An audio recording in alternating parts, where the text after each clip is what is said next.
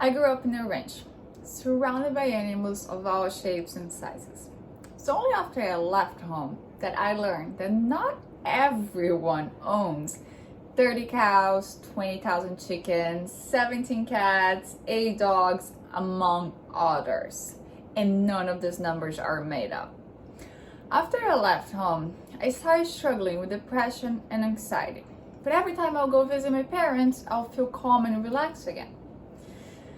Sure, maybe the tropical temperatures and my mother's hug had something to do with that. But I always felt that there was something else adding to the relaxing feeling of being there. After years of living in New York City and some therapy, as I struggled with depression and severe anxiety, my therapist suggested a therapy dog. And I never thought of that. A dog as a treatment? Sure, I knew about dogs working with the police, the famous canines, and service dog for blind people. But dogs for mental disorders? That's when I decided to do some research. And what I learned was astonishing. I'll share that with you guys.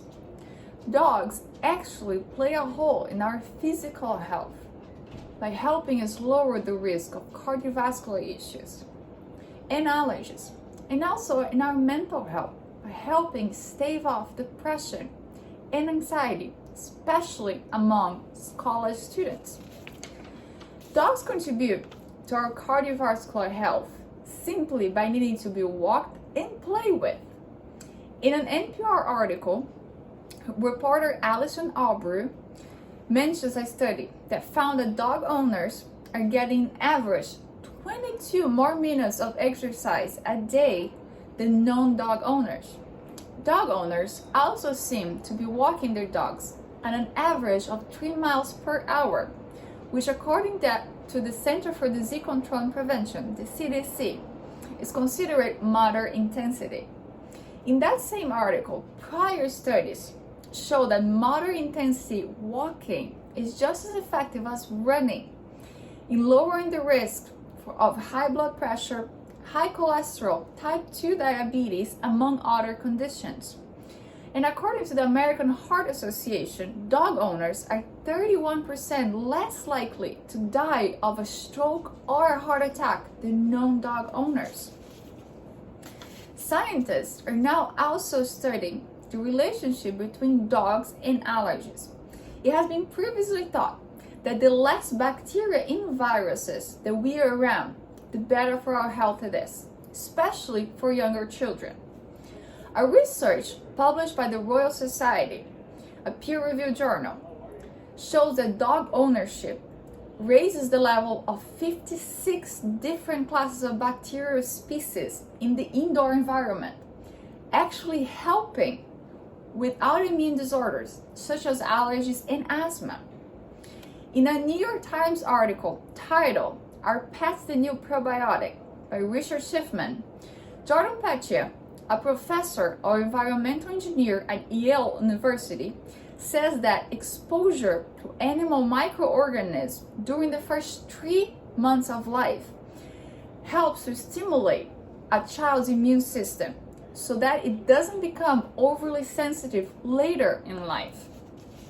In that same New York Times article by Schiffman, Nancy Stackless, a biologist at the University of Arizona, says that she suspects that the physiological effect of dogs' bacteria in our gut may contribute to the well-known antidepressant benefits of owning a dog. Now, what does that have to do with us? Well, in a survey conducted by the American College Health Association in 2015, nearly 1 in 6 college students have been diagnosed with or treated for anxiety within that year. Academic pressure, private matters, and social media seem to be the biggest culprit of anxiety among students. Thankfully, the stigma around mental health is being broken down and more people are seeking help.